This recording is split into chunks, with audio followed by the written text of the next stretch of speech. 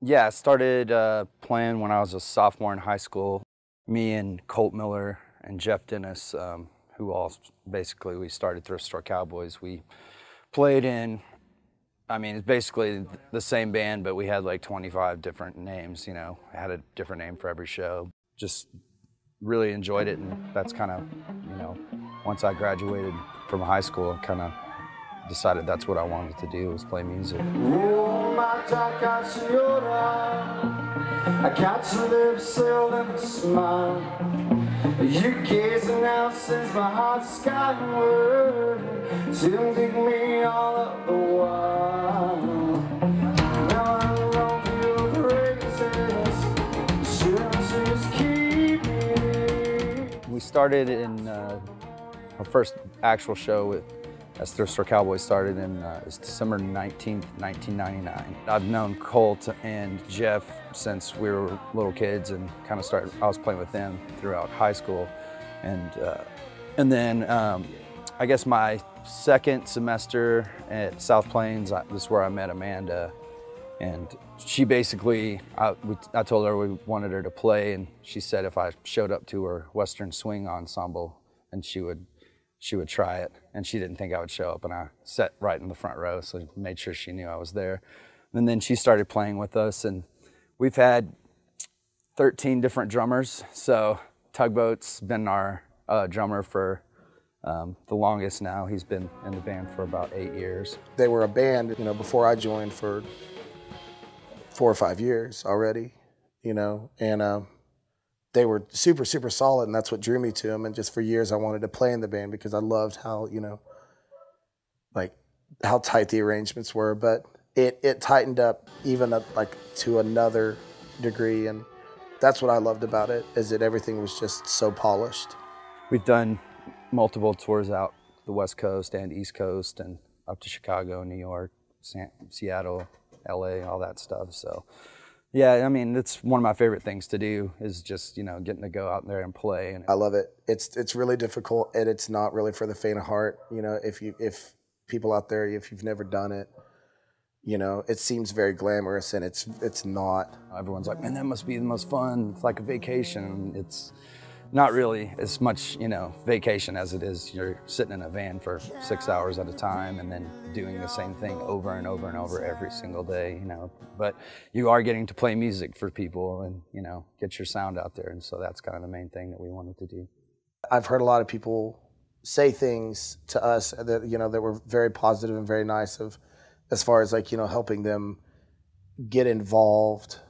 And, you know, I will say that I think Daniel was always very supportive and always really, truly wanted the best for other artists, other bands.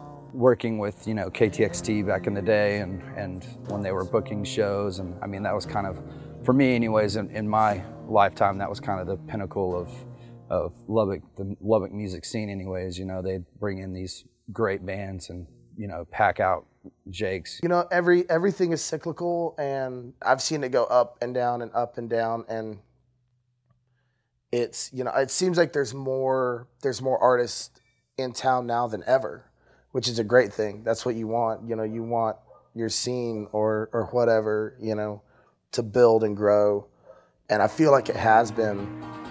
I think it's always gonna change and evolve.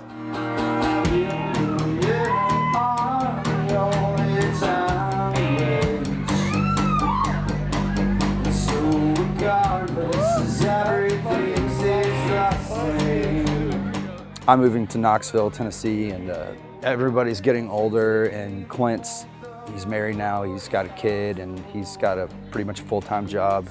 And then Colt's living in Marfa, and he's working, you know, 50 hours a week doing boots, and he's doing great at that. And then, you know, you have Amanda, who's doing fantastic all over the world, you know, playing her music. I think the one thing that they're gonna lose the most, especially with Daniel and Jess, is that the amount of music that they were bringing to Lubbock, friends and touring artists, you know, needing a place to come through town and trying to share our friends with people here, people that we've met, you know, in our travels.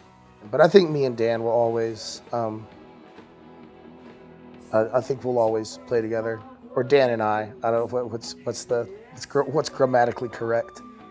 Our music, to a lot of people, they say it sounds kind of what they would picture West Texas sounding like, even though they've never been here before.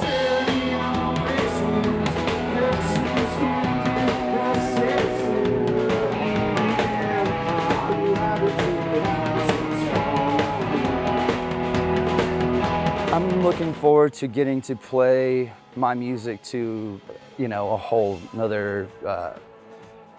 different group of people, you know.